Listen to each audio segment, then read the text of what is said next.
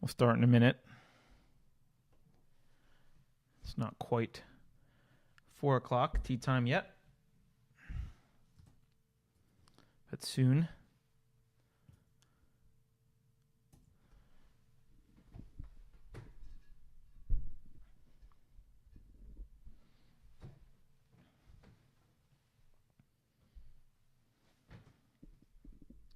We'll start in a minute. That's not quite 4 o'clock. A little feedback. I'll fix that.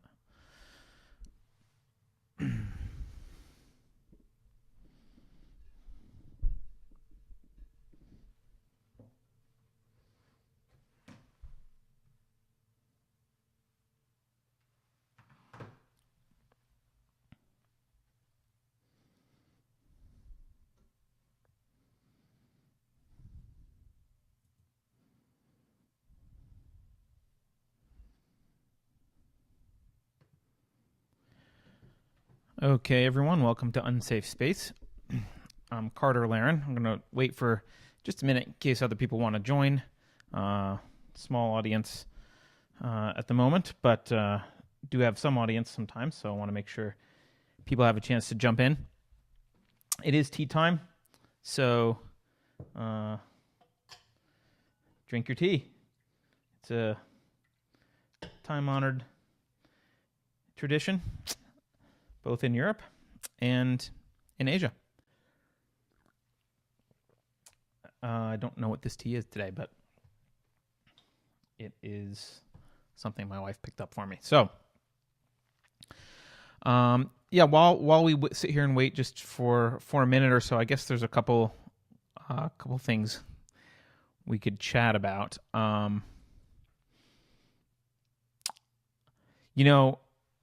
There's this whole brouhaha around birthright citizenship right now. Trump is saying he's going to basically prohibit illegal, undocumented, however you want to say it, children of illegal or undocumented immigrants will no longer be citizens. And he's claiming he can do this. So birthright citizenship, for those of you who don't know, is it basically means if you're born in the U.S., you're automatically a citizen. It's actually quite unusual in the developed world. Only the U.S. and Canada have birthright citizenship in the developed world. So like nowhere in Europe has it. I think it's part of the 14th Amendment, which I believe was originally designed to protect slaves so that they would be counted as citizens and their kids. Or far more slaves. And so anyway, Trump is kind of saying, I guess Jeff Sessions was saying he's going to look at what incentives people have to migrate here illegally and try and reduce those incentives. And one of those incentives is birthright citizenship.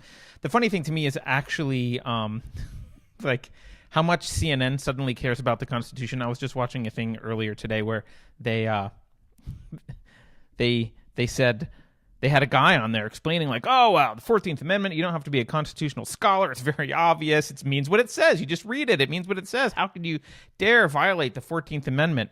I really wish they had any kind of similar tone on the Second Amendment. But surprisingly enough, the Second Amendment is apparently very nuanced and complex, and you can't just read it. It doesn't say what you think it says. It really says that only the military can have guns.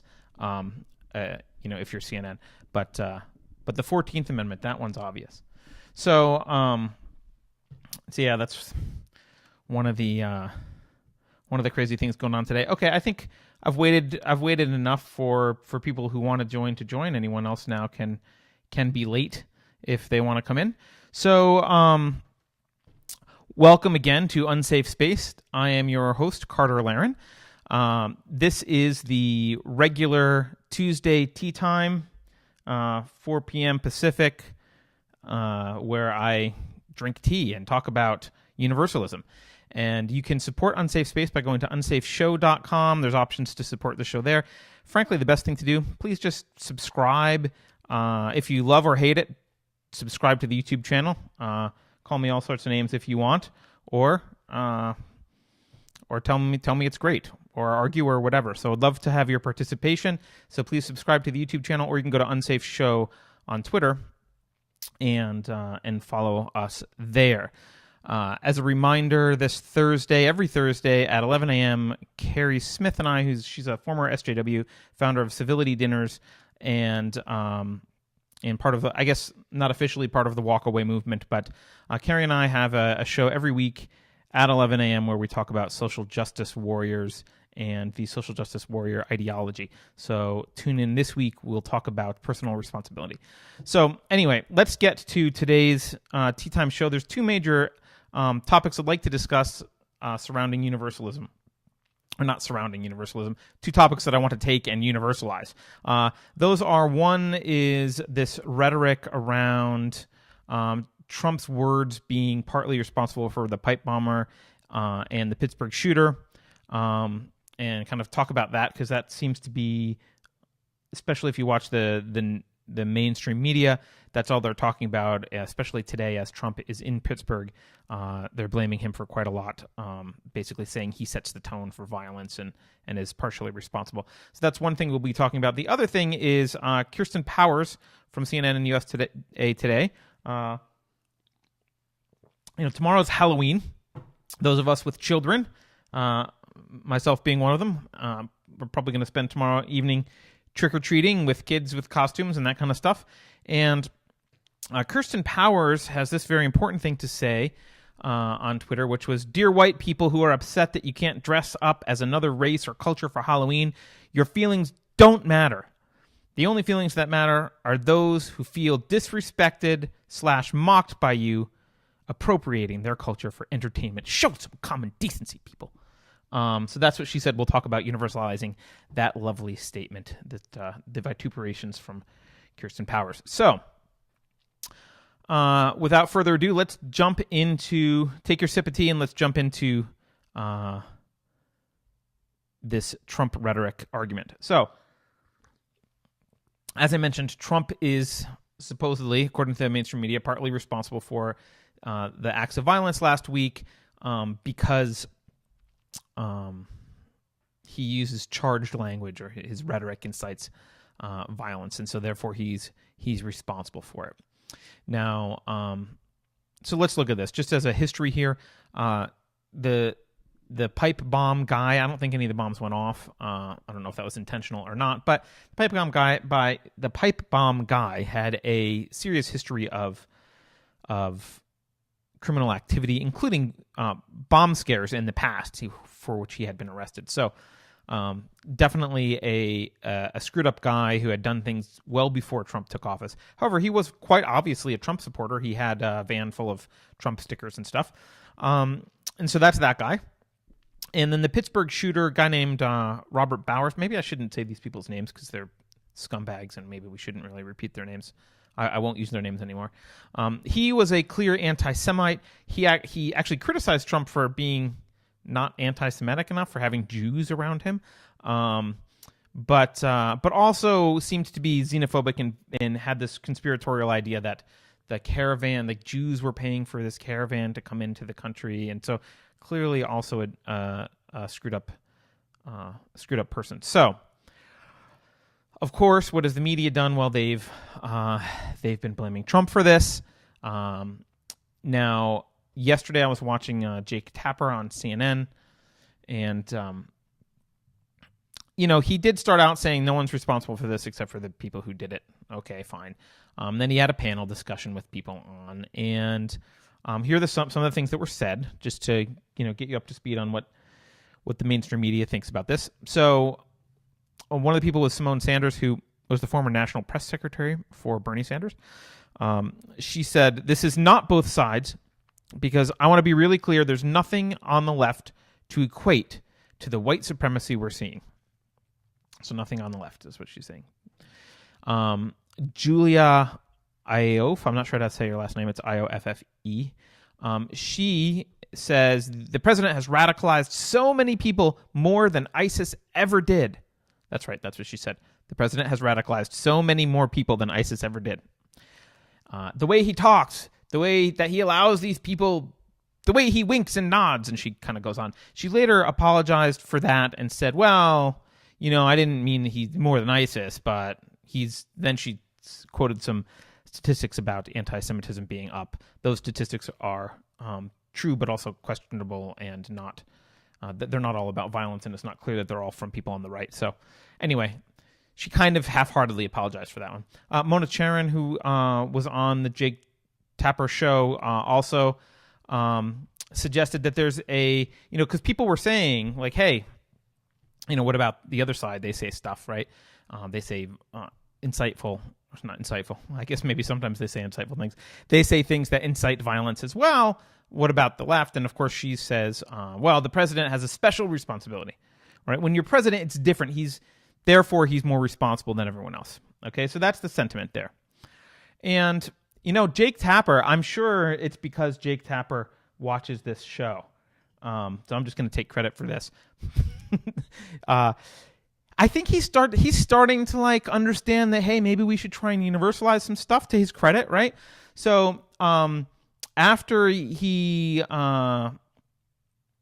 cited Sarah Sanders, who was talking about Eric Holder and the Hillary Clinton civility comments, right? So Sarah Sanders made comments about, hey, Eric Holder said kick him when they go low, kick them or whatever, and Hillary Clinton said we can't have civility until Democrats are in.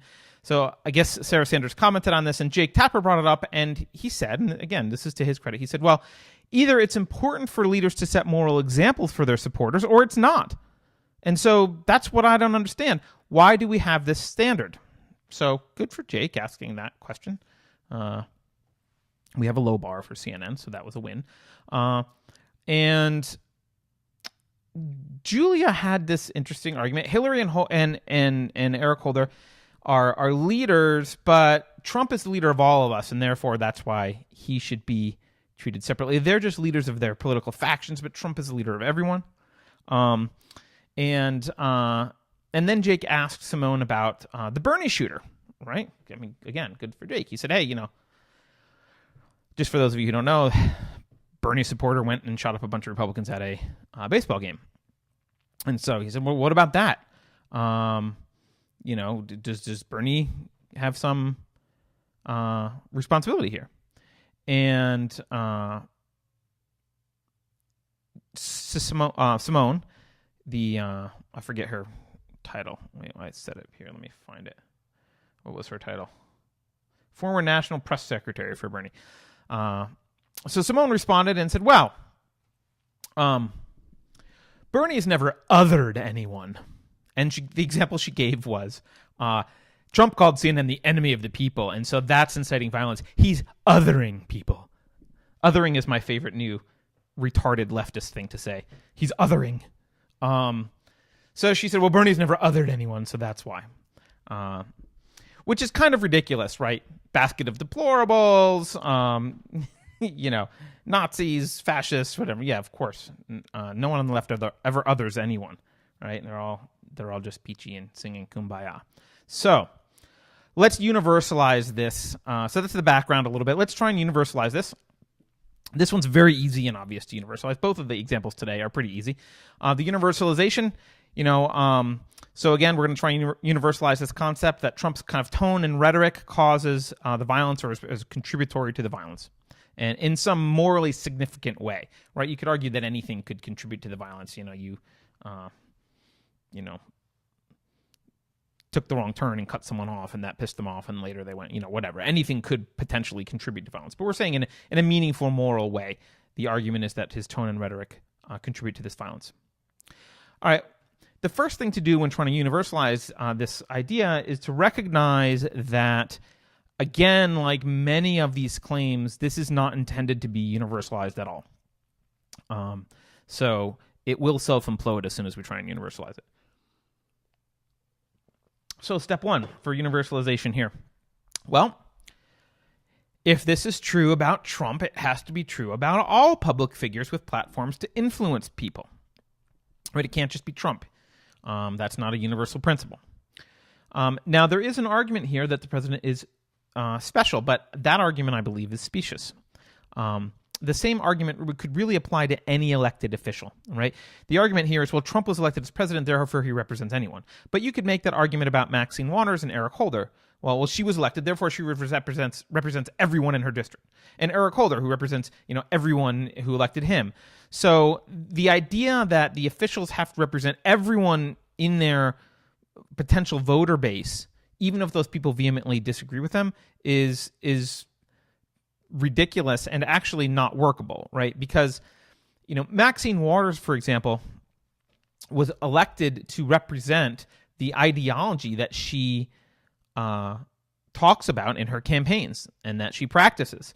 And so not everyone in her district agrees with that ideology. But her job is to basically live up to the ideology that she advertised when she was elected.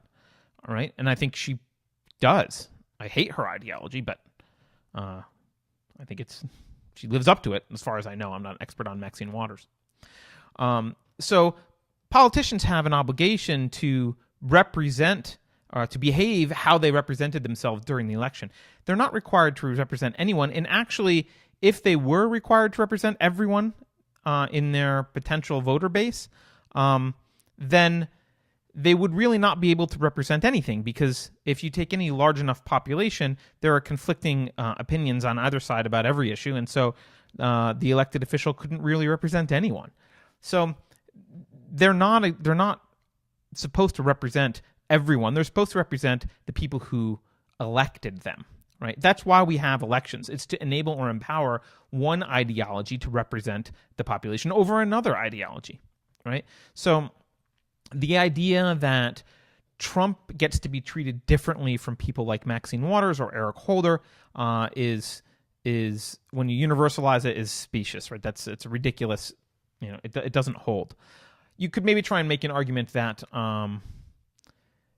this should only apply to maybe politicians, but that falls apart very quickly as well, right? So you really have to expand it to all public figures, because obviously you can't make an argument that any public figure like Robert De Niro is supposed to represent everyone, right? That's ridiculous. He represents himself. And so no one represents everyone, even politicians. They represent the people that voted for them. So if we universalize this here, it means this is not just a standard we need to apply to Trump, but we need to apply it to all public figures. That includes Hillary Clinton, Bernie Sanders, Maxine Waters, Eric Holder, but also people like Robert De Niro, who said we should punch him, and people like Kathy Griffin, who held up a facsimile of Trump's severed head, or Andrew Gillum, actually just today, called his opponents pigs, right? All those people need to be cast. That net gets cast around all those people, anyone with a public figure, and actually, our public platform, and actually, if you wanted to universalize it further, you could kind of say everyone, since everyone has some sphere of influence, but we're not going to do that.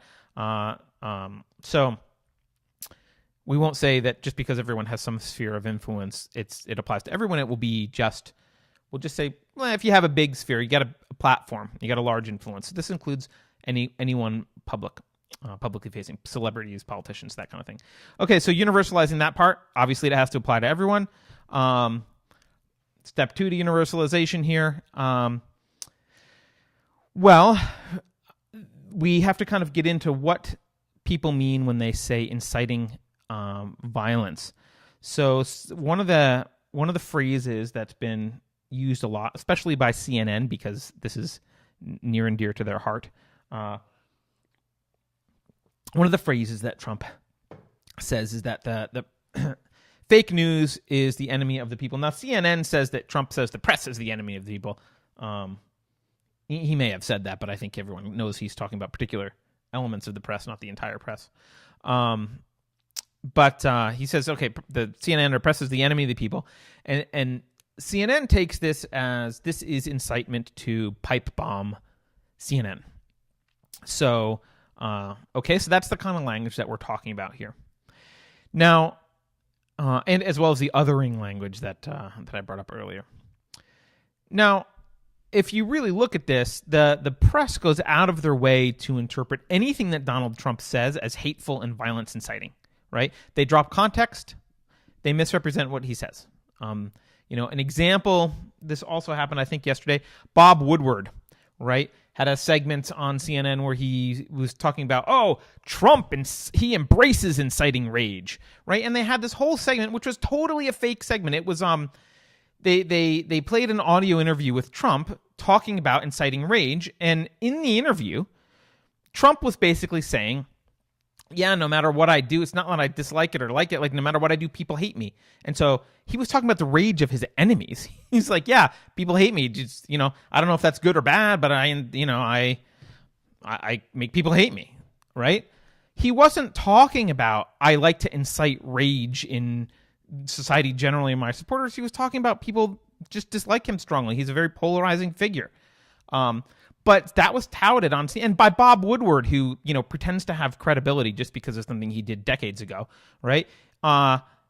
He gets out there and he acts like this is serious. Like they're going to, the listeners of CNN are going to be fooled by this. When he plays the audio right there, and anyone with a brain can hear, and anyone with hearing can hear that, hey, Trump was talking about people hating him. He wasn't talking about how he likes to incite rage, but that was what... that was the example that was used as how Trump incites rage, and that's why we have pipe bombs at CNN.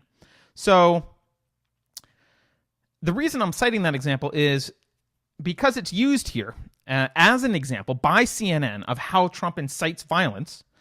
That sets the standard for how we universalize this idea of inciting violence and statements that could incite violence. And so the universalization here will be, look, any statement, basically, that could in any way be construed as a metaphorical call to violence should be taken as an incitement of violence. I mean, that's really what CNN is saying. And not just CNN, it's other media as well. Anything that if you can possibly take it out of context or take the metaphor literally or whatever, or, consider it othering and make that violent or whatever it is, as long as you can do that, it counts. It counts to the media as incitement of violence, and it's creating the culture, and he's responsible for pipe bombs, right? But if we universalize this to the standard they're applying to Trump, so part of universalization is you take the standard that they're applying in one case and you apply it everywhere. Well, if that's the standard we're going to apply, then you have to let in things like Hillary Clinton calling half of America a basket of deplorables, right? Saying that we have to be uncivil until the Democrats are back in power. Eric Holder saying when they go low, we kick them. Maxine Waters inciting harassment of public officials. All of those things are just as much, if not more, of incitements to violence or creating a violent culture than the things that President Trump said. So if we universalize it, all those things need to come into play. Now,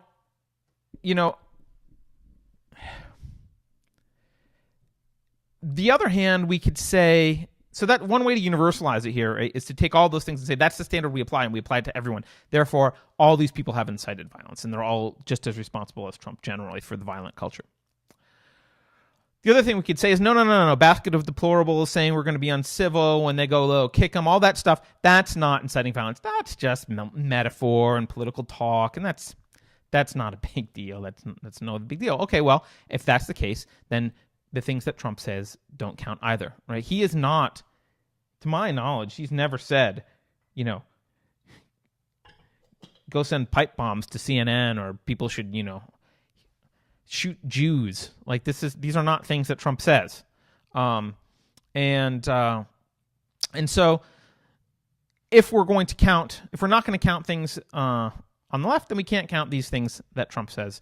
So obviously we can't have this both ways, which is why the universalization of this concept that Trump is responsible falls apart. It implodes completely, right? Because the universalization here would be like anyone with a platform, you can go two ways. The universalization is either anyone with a platform that says anything that could be construed to be violent is responsible, when that obviously is a mess, or you could say anyone with a platform, they can say anything they want, and they're not responsible. And so, okay, either one of those would mean either Trump and the left are responsible, or neither Trump nor the left are responsible. So that's how you know this clearly wasn't intended to be universalized. It's a self-imploding kind of proclamation here. And again, I hate giving kudos to CNN, but Jake Tapper, he seemed to kind of be getting this at least a little bit. I think he was too nervous to say anything and to push the issue, but he brought it up. Nervous to push the issue, but he did bring it up. Maybe just because he felt like that's what the other side would do, so he had to say it. All right. So that one was the universalization of Trump being responsible in some material way for the violence in society today. And obviously, that is not a universalizable statement, and it is ridiculous. So we can dismiss that out of hand. It's not Trump's fault. Okay. Happy Halloween. As I mentioned, tomorrow's Halloween, so it's time to talk about Kirsten Powers. Kirsten Powers, I think, writes for USA Today, and maybe does some correspondence for CNN as well. And she sent out a tweet that I read earlier, but I'll read now. This tweet says, "Dear white people who are upset that you can't dress up as another race or culture for Halloween, your feelings don't matter. The only feelings that matter are of those who feel disrespected / mocked by you appropriating their culture for entertainment. Show some common decency." So, Kirsten Powers, white lady, lecturing all of us on Halloween costumes. This one, again, pretty easy to universalize. First of all, I just want to be clear. You can actually dress up as any race or culture that you would like. Her opinion is irrelevant, and even though she says you're upset that you can't do this, you actually can do that. You can do whatever you want. Now, interestingly enough, I had to talk with my daughter about this recently because it's Halloween. She's dressing up, and I try to get her to come to conclusions on her own instead of just telling her. And so I kind of brought the issue up about cultural appropriation because they were talking about it at her school as well. And, and she came up with a distinction that I think is important. She's 9. But her distinction was, well, there's a difference between dressing up like someone because you admire them and you think it's cool, and dressing up to make fun of someone. And I thought, yeah, you're right. She happens to be dressing up as someone from another culture this Halloween. But it is someone that she admires and thinks is really great, and the person's been dead for 3,000 years, so it's not really an issue of them getting offended. But she is fascinated with the culture that she is dressing up as, and she's not dressing up as a culture, but she's fascinated with the culture that this person is from, that she's dressing up as, and she's not doing it to make fun of anyone. She's doing it out of, frankly, she's a fangirl. Now, there's this kind of false equivalence between these two ideas, which the left does a lot, which is like there's no difference between dressing up because you are admiring someone or trying to propagate that and saying it's a good thing or just enjoying it, and dressing up in blackface to make fun of people. I mean, those are the two extremes, but like there is a difference between those two things, and the left likes to just pretend that there's no difference and that they're the same thing. So, all right, so this is pretty easy to universalize. Look, obviously, so if white people can't dress up as other cultures, no one else can dress up as other cultures. Okay, so then it's like you have to go around to everyone else and say, well, is what you're wearing traditional white attire? Which I don't even know what white attire is, really. Maybe a tie and a jacket and tie. I don't know. What's white attire? Victorian outfits? I don't know. But apparently, if we're going to universalize this, other cultures cannot dress up as anything that could be construed as white cultural appropriation. Which actually led me to an interesting thought. Halloween is actually a European tradition, which is basically means it's a white tradition. Historically, Europe was predominantly white. So no one else can actually celebrate Halloween, Kirsten. That's anyone who celebrates Halloween who isn't white is apparently culturally appropriating a European holiday. Maybe Americans can't celebrate it, although I think it did kind of legitimately come to America by Europeans, but and America's kind of viewed as a child of Europe. But hey, maybe no one can celebrate Halloween who's not white and part of white culture.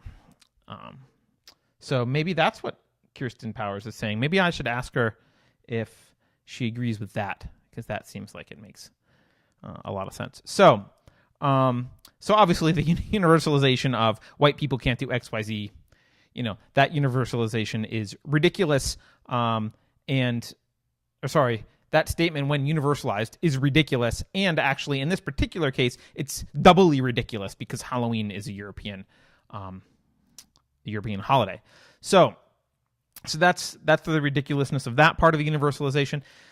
The other part here is she says explicitly, white feelings, your feelings don't matter. Let's see. The only feelings that matter are those who feel disrespected or mocked by you appropriating their culture for entertainment. So your feelings don't matter, she says. Okay. So let's universalize this. White people's feelings don't matter. Okay. Whose feelings do matter? The feelings of people who feel disrespected or mocked. Okay. Well, we can universalize this. This means that the only feelings that matter, because everyone has feelings here, right? She's recognizing white people have feelings of wanting to do something, but those feelings don't matter, right? The feelings of feeling disrespected or mocked, they matter. Okay. So we've now created a hierarchy of feelings, which, by the way, perfect for the left. This is exactly what they love. Feeling disrespected or mocked, being the victim, is power. Victimization over everything else. Victims win. Victims win. Victims win. Feel victimized, you win. No one else's feelings matter, just yours. Right? Okay, fine. So we can universalize this. So anyone can be the victim. If I feel disrespected or mocked, you can't do whatever it is that's upsetting me. And if you complain about it, Kirsten Powers will smack you upside the head because you have no right to complain. Show some common decency. So now, interestingly enough, though, can't I really feel disrespected for anything I want? Right? Maybe I could feel disrespected for being told that I can't celebrate Halloween however I want. Oh my God, it's completely circular and the whole thing falls apart. What are we going to do? So obviously this, look, and social justice is specifically about killing universalization. So, but universalization is important. So we need to be thinking in terms of universal principles. So can't let people get away with this kind of crap. So the end result here, what Kirsten Powers is advocating for, is that no one else can do anything that anyone else claims makes them feel disrespected. And obviously, the logical conclusion then is that no one will be able to do anything. Now, you could live in a civil society in which we agreed that intent mattered, right? And that if you're making fun of someone in a rude way, or you're making fun of someone, like that's rude, and you could be socially ostracized. But if you're not, then no one's going to care that someone's offended. We could try and do that, but that's not what Kirsten Powers is recommending. She thinks we should live in a society where only victims have power and no one can do anything else. No one can do anything that anyone else might feel victimized by. It's all about how you feel. And like I said, the end result is no one can do anything. Thanks, Kirsten Powers. You can't ruin Halloween, Kirsten. It's a great holiday. I was going to not dress up, but maybe I will wear an NPC meme mask just for you. Okay. I'll probably get shot in the Bay Area wearing an NPC mask. All right. So that's it for the universalization stuff for today. Those are the two things put forward as principles or claims that we universalized. Both of them fell apart. I've got a few extra minutes here. I do kind of want to talk about Jake Tapper a little bit. So I guess people can complain if they don't want me to be doing this. But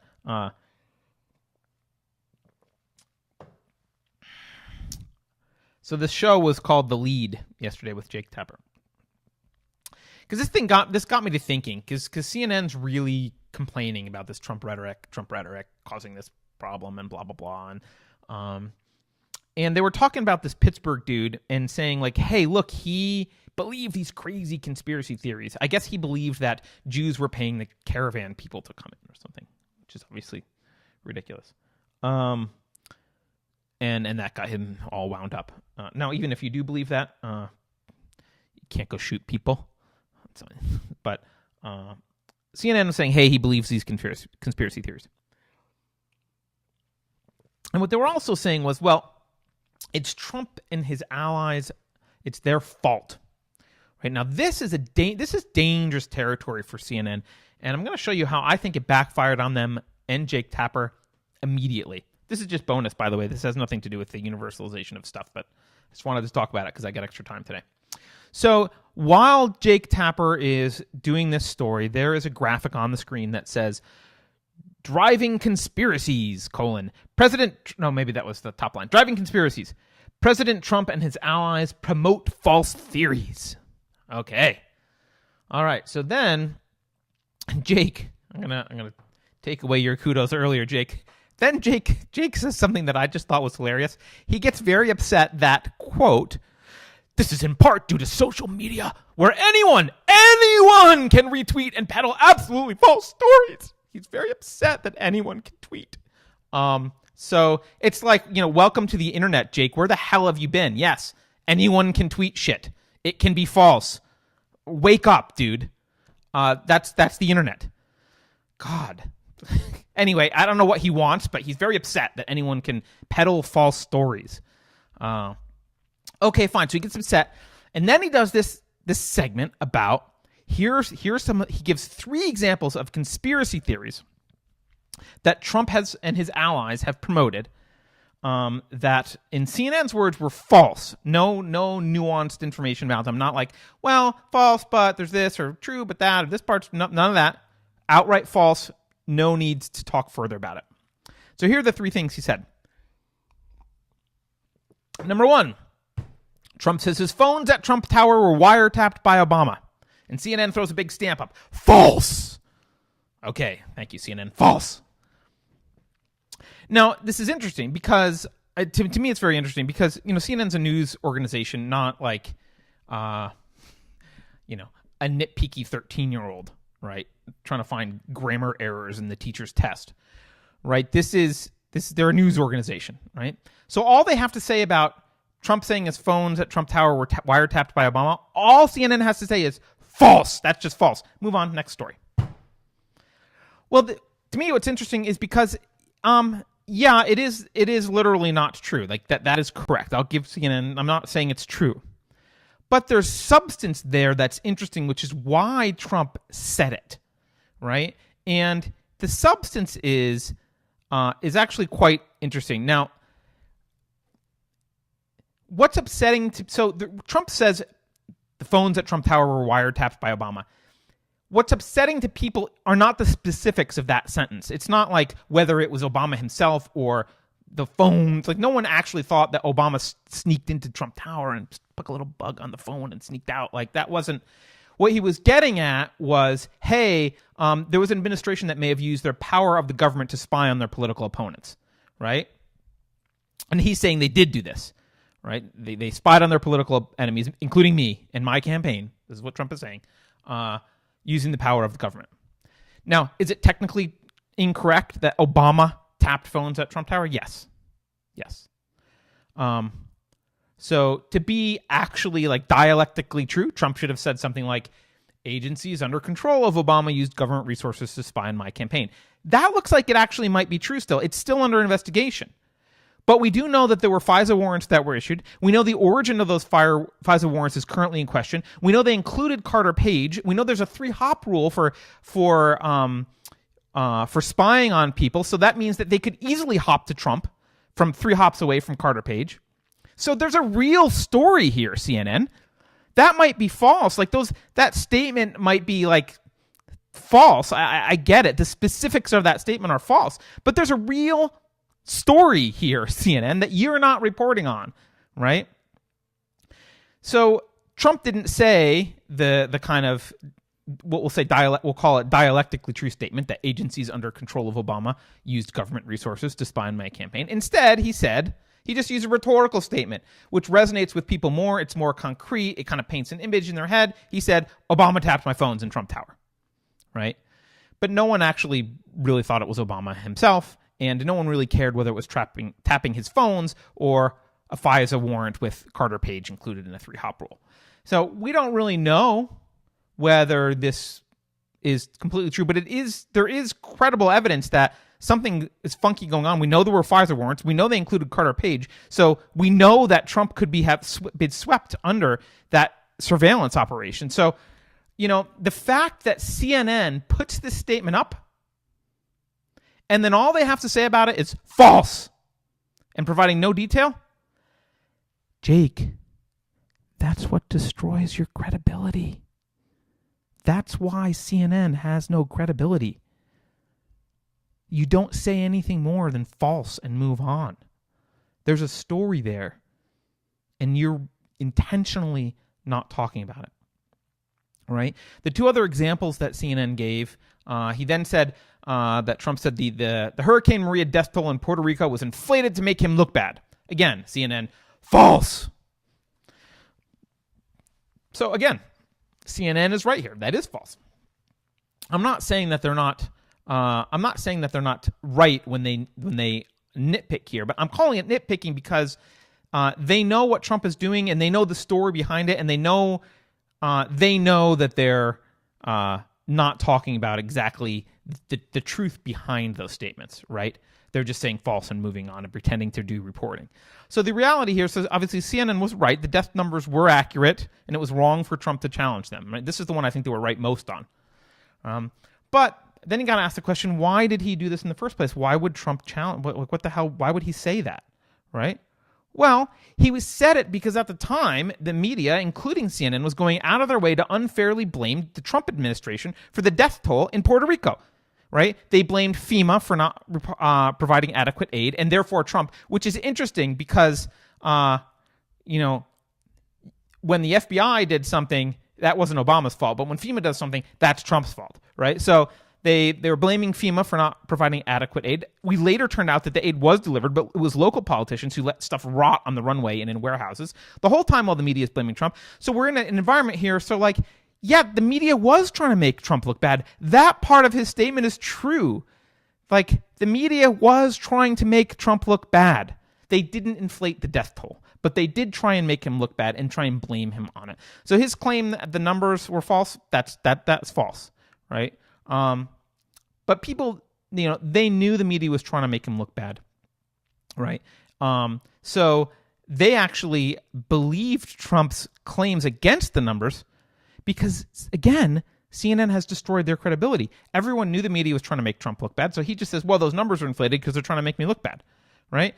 That's not true. The numbers weren't inflated, but everyone knows they were trying to make him look bad, so they're going to just kind of assume that the whole thing is true. Thanks for helping spread that, by the way, CNN. You are partly responsible for that. The last example CNN gave, that Jake gave, was Trump says he saw Arab Americans in New Jersey cheering on 9/11, or that there were Arab Americans. I don't know if he said he saw them. He'd have to be in New Jersey, I guess. CNN says, false. That's all they say, right? He said this happened, false. End of CNN story. Well, the truth is, so first of all, the thing that Trump, in CNN's defense, the thing that Trump said that was wrong was he said there were thousands of Arab Americans in New Jersey cheering. They didn't actually say this in their story, but that's what he actually said. But that's not true. There weren't thousands. But CNN, some did. So when he says that Arab Americans in New Jersey were cheering on 9/11, he's right. Some Arab Americans in New Jersey were cheering on 9/11. And on the record sources, describe at least 2 celebrations, modest, in New Jersey that were witnessed, right? And I've got a couple examples here. It's probably only a few dozen people, but one example, a retired police captain, Peter Gallagher, said he cleared a rooftop celebration of 20 to 30 people at 6 Tunnel Avenue, a 4-story apartment building with an unobstructed view of Lower Manhattan in the hours after the second tower fell. And this is these are Gallagher's words. All right, this is a retired police captain. This is what he says, and I quote: "Some men were dancing, some held kids on their shoulders," said Gallagher, then a sergeant. "The women were shouting in Arabic and keening, I don't know what keening is, in high-pitched wail of Arabic fashion.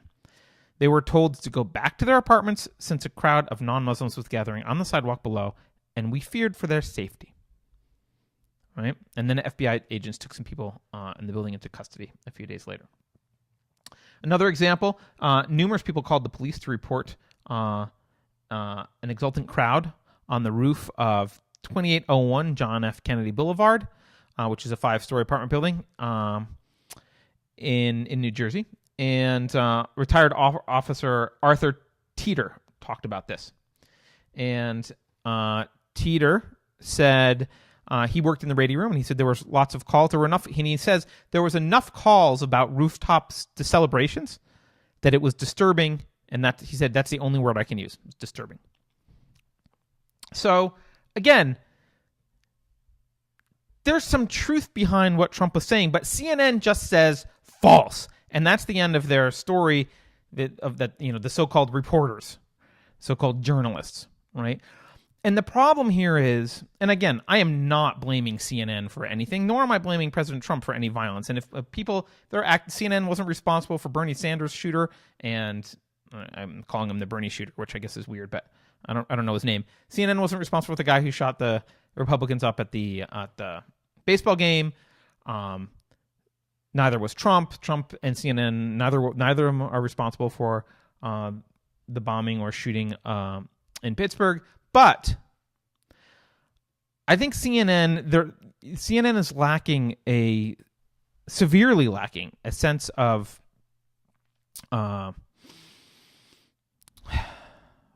any kind of ability to do some introspection.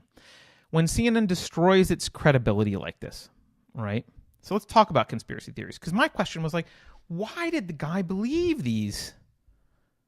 Why did the guy believe these conspiracy theories, right? Why believe conspiracy theories like this? And I thought about it.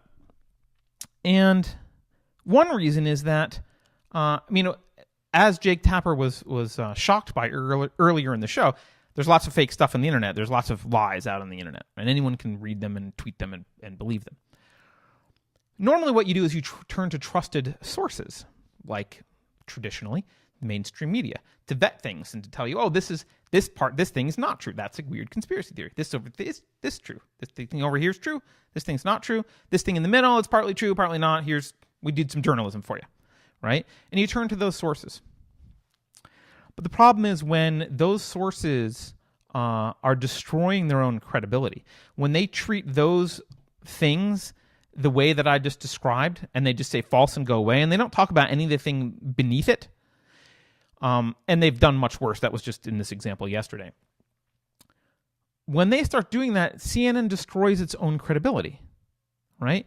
And then people can no longer turn to CNN for assurance about whether something is true or not. Because CNN can say, well, that's a crazy conspiracy theory, but people don't believe them anymore. So they start looking for alternative sources, right? And so they go Google some of these claims by CNN. And they found, if CNN made some claims and they went and Googled these things, people went and Googled these things, and they saw, CNN is above board, they are accurately representing everything here. They would trust CNN to call out lies. All right, and they'd listen to CNN when they say conspiracy theories were wrong. But CNN has destroyed its own credibility. So those people don't listen to CNN. When CNN says something's not true, they just go elsewhere. Right? And they don't believe CNN. And they go and they might read something on some weird website that is totally bogus.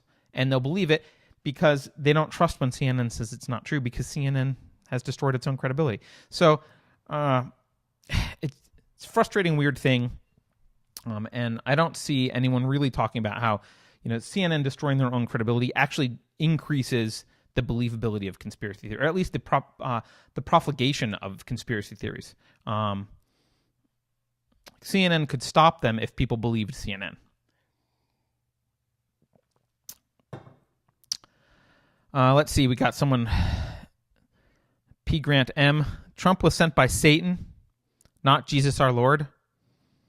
I'm an atheist, dude. I don't know. He says thousands of lies, probably.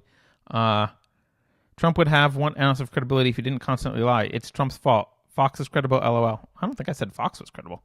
They're not. Fox is like the other side of CNN, right? Fox is. The other day I tuned in just out of curiosity, and I think it was Hannity or something, and it was like an advertisement for Republicans. It was completely biased. MSN and CNN are more predictable than fake Fox News and bad little cousins InfoWars. You like to type in caps, dude. Anyway, yeah, I think the issue here is not whether Fox is good or CNN is better than CNN or not. The issue here is, there is rhetoric on both sides, and certainly you can't blame Trump for things like the bombings and the shootings, and also you can't blame Trump for people believing conspiracy theories necessarily. I think he does probably play into some of them, but at the end of the day, CNN has destroyed their own credibility. So 20 years ago, I would have tuned into CNN to see if a conspiracy theory was true or not and see what they said about it, and I'd have believed them. Now I don't believe them anymore because they lie, and they mislead, and we all know that Trump is misleading, so we can take stuff that he says with a grain of salt. But CNN, they're supposed to be, mainstream media, they're supposed to be the trustworthy ones. So, that was a lot for today. What else we got going on? It's got a lot of stuff. What else can we chat about? Oh, Hillary Clinton. I don't know if people saw this, but man, she made I guess it was a joke the other day that I think anyone on the right would have been crucified for. She was being interviewed, and someone confused Eric Holder. The interviewer confused Eric Holder with Cory Booker, and Hillary Clinton corrected her and then said, I know they all look the same, and laughed about it. Haha, it's a funny joke. Now, I actually don't know if I don't know if Cory Booker is actually African American. I don't know his background, but it doesn't matter. Just kind of a funny. She makes a joke. No one really says anything about it, but anyone on the right would have been, literally, not literally, but almost, at least figuratively on Twitter, crucified for it. What else is in the news today? There's like voter suppression, voter ID stuff. I guess this is the last thing I'll talk about. It's not that exciting. I find the idea that requiring people to have IDs to vote, the idea that is somehow hurts minorities I find that idea really racist and offensive. Black people know where the DMV is, and they know how to get driver's licenses, everyone. They're capable of voting. They're human beings, just like the rest of the left. All these people on the left, they're just like you. They're human beings. They can get IDs and vote. It's not hard. They have driver's licenses and drive. I don't know what you think of minority communities, but you have to be a pretty condescending, arrogant bastard to think that asking them to produce an ID is somehow discrimination against them because they're too incompetent to get a driver's license. I don't get why. I don't get why that's an issue. I don't get why asking for an ID is an issue, and why people can, with a straight face, act like, oh, this is suppressing minority votes. There probably are things that may suppress minority votes, but voter ID is not one of them. It's crazy to me that that the racism inherent in that position is not called out more often, because it's really condescending and shitty. And I guess if someone who really believes that wants to explain what the hell they're thinking and why they think that's true, I'd love to hear it. But the truth is, black people don't have a problem getting ID. I don't understand.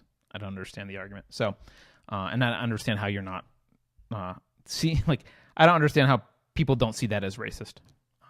To argue that it's suppressing minorities, I just don't. So, I think that's all there is today. As a reminder,